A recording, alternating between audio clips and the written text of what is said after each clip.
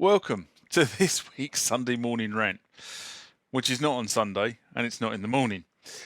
But I thought it was worthwhile doing this video now entitled, Oh My God, What Have I Done? And all will be revealed in a couple of minutes.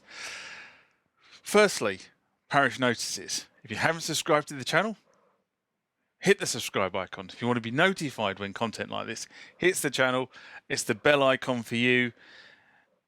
Consider becoming a member of the TMTG community.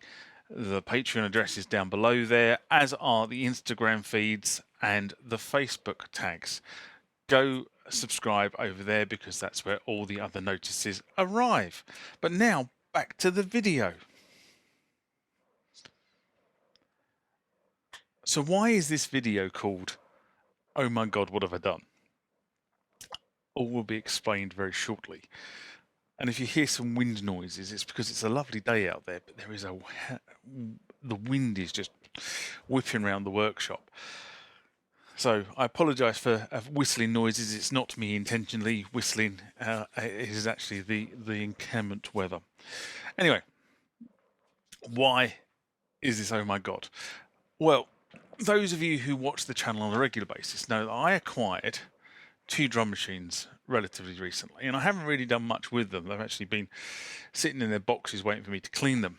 And last night I actually set about cleaning said drum machines.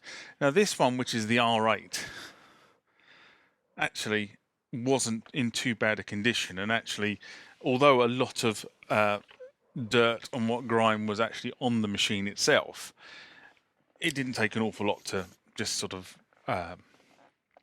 clean it up with Windowling or Mr. Muscle's window cleaner, which tends to be what I use, which is a fairly delicate cleaning solution that actually works really well on synthesizers and definitely this sort of kind of plastic.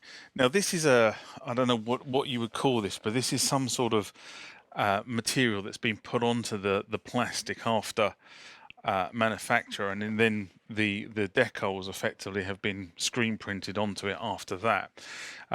So you can't really rub it too hard, otherwise you'll start taking this material off. And as you can see, if I sort of angle this to the lights and what have you, you can see this sort of shiny area down here. Well, this is obviously where many fingers have been going up and down on here, and it's worn some of that material away. But in general terms, it's actually come up quite nicely, so that will be going back for videos in the future. Now, one of the things that was stopping me from doing videos is that when I acquired those 2 drum machines, I didn't acquire a power supply. So here is a power supply, and it claims to be fitted with a 3-amp fuse. Believe that if you will. But this is the reason why you have to have a specialist power supply, because it comes with sort of like a mini IC connector, but it runs I think it's plus or minus 10 volts. Yeah, this one works plus or minus 10 volts. I did think about using the transformer from the Boss mixer that I've got, but when I looked at that runs plus or minus 15 volts, not plus or minus 10 volts, so I didn't quite know what that would do to the circuitry inside, because it tends to be that if you have a transformer like that, they don't put too much protection actually inside the machine itself. So that means I can power it up, all well and good. However, those of you that follow me on Instagram will have realised that the R5 was in a much worse condition, and I've ended up having to literally take this to pieces. And the reason for that is because I just couldn't get the dirt off here.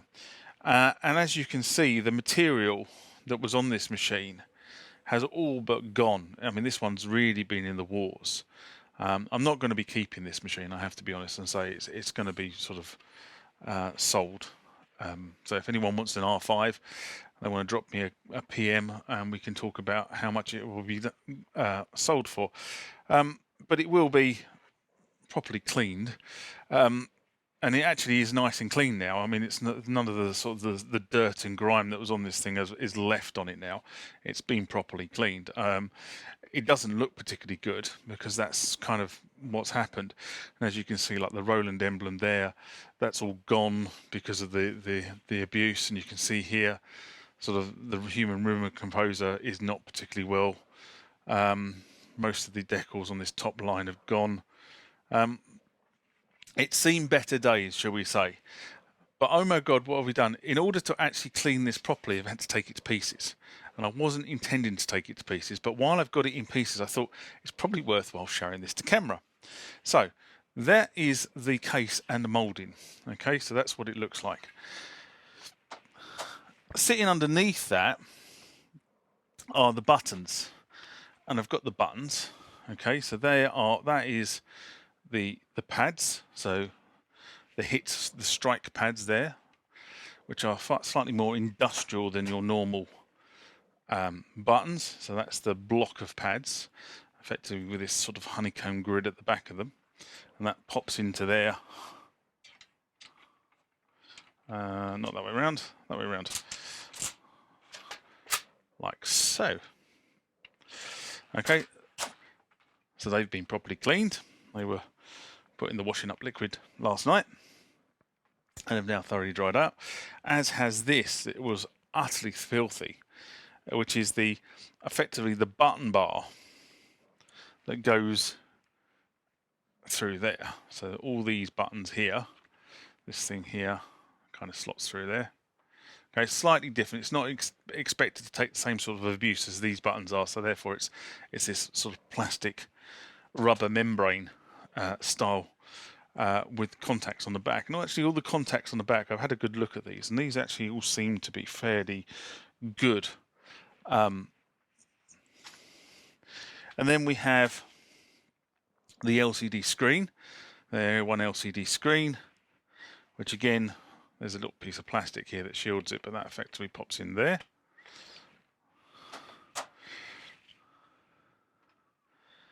And then we have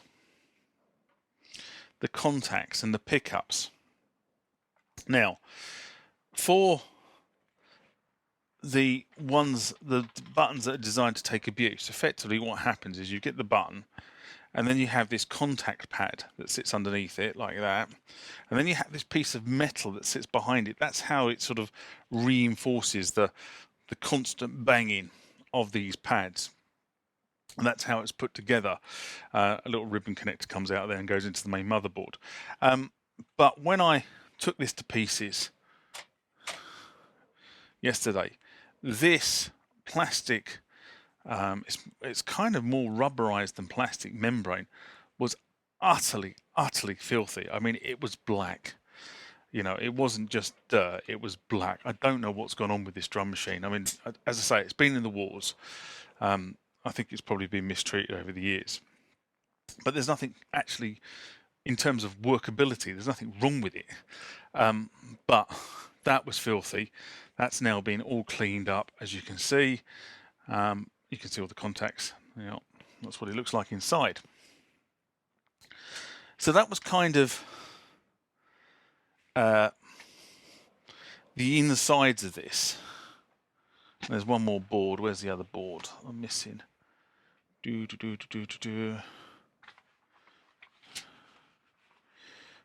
the contact board. Ah, there it is. And then we've got this. So this is effectively lots of shielding in this unit. When I put it back together, I will do a video about putting it back together. I didn't do a video about pulling it to pieces because I had to put it to pieces quite quickly. But there's some shielding that goes around the LCD screen. And then this is the contact board for the rubberized contacts that you saw a second ago, up to the LEDs that appear in the top of the case there. They're attached there. So that's that contact board. It needs a little bit of care and attention with some isopropyl alcohol and some Q-tips, but that actually looks really in really good condition considering the state of the outside of this machine. And then we have the master circuit board, which is like that, and that's presented like that.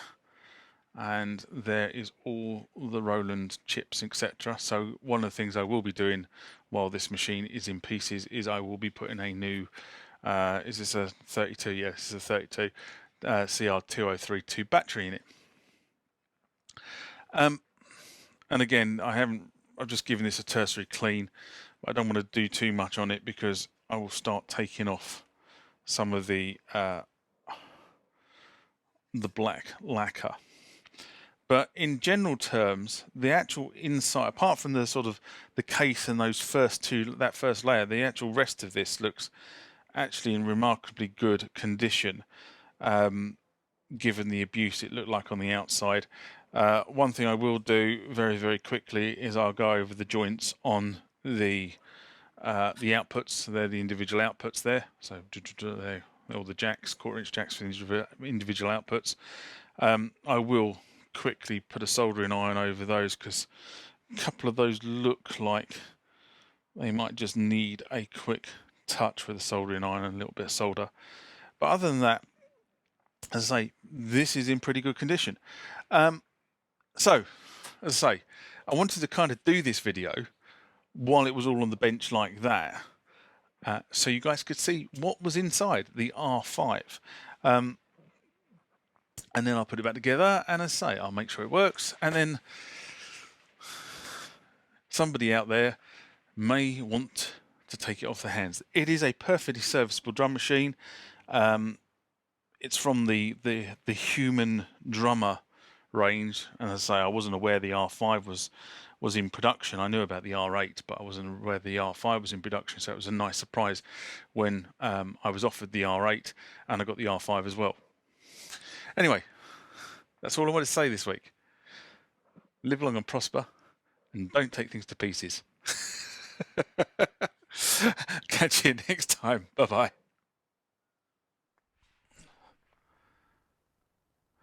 Remember, guys and girls, if you managed to get this far and you enjoyed this video, give it the thumbs up. It only helps the channel. Other than that, I'll see you next time round. Live long and prosper.